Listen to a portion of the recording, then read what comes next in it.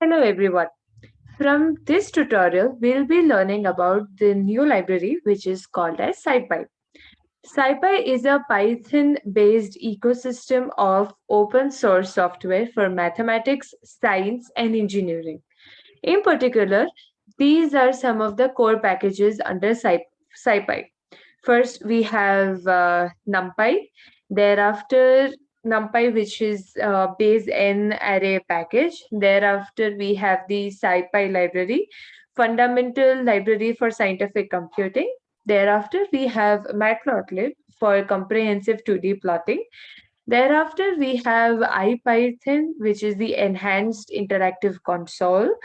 After that, we have SymPy, which is for symbolic mathematics. And lastly, we have Pandas for data structures and analysis.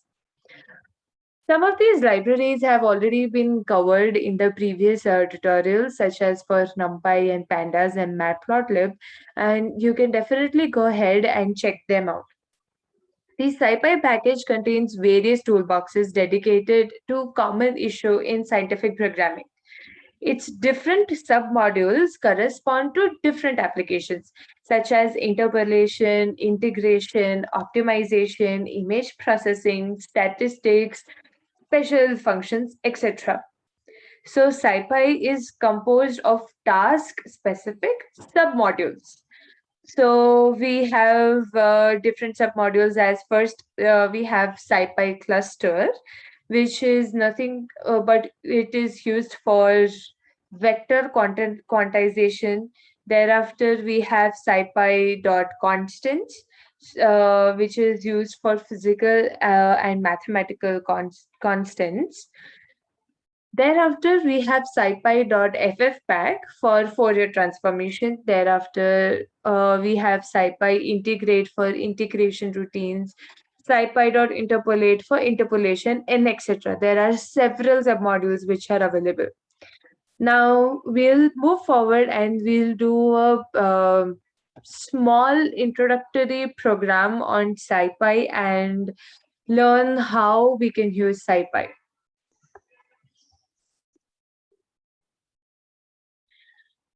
For a simple SciPy functions that we'll be doing in this introductory tutorial is for reading from the file that we'll be making.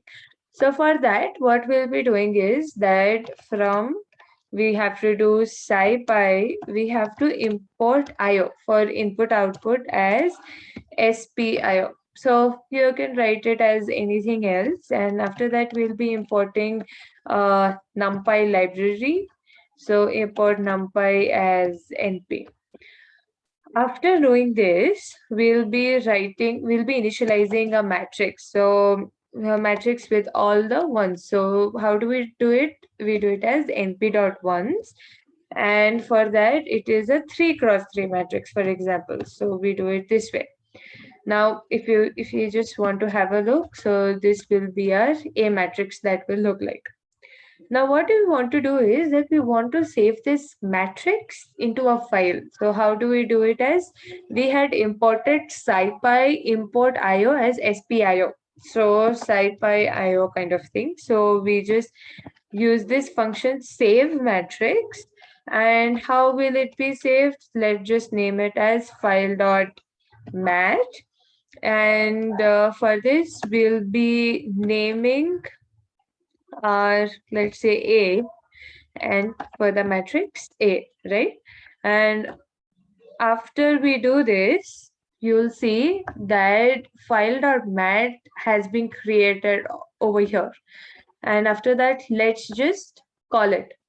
So for calling for calling the file mat, what do we do is we just write data is equal to SPIO dot. We'll now load the matrix.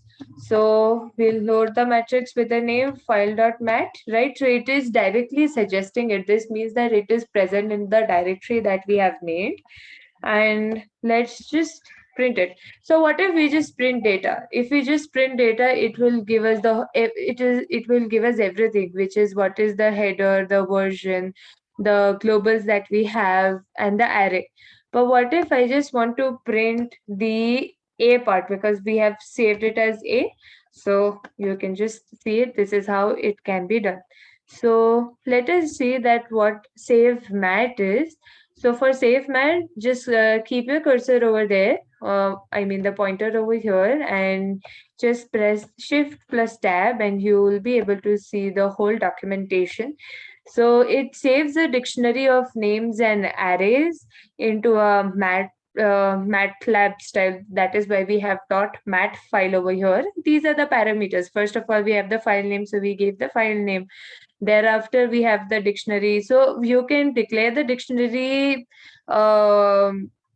as in a different form, and then thereafter call the dictionary variable over here too. Thereafter, the format has been given here, and thereafter, the example that they have given over here is this kind of the format. And after that, let us see what does load mat do. So for load mat, similarly, press Shift plus Tab, and this is how load mat does. So it takes the file name that we have given. So mdict is nothing over here. So for mdictionary is what dictionary which is optional, right? And thereafter we have the byte order, d type, and various different parameters that you are able to see over here. Now what does it return us? It returns us the dictionary that we had parsed during saving the file, right? And this is the whole documentation and a simple example for the same. So this works with a MATLAB style. So this is a very simple introduction to SciPy. In the following tutorials, we'll be going in depth for SciPy.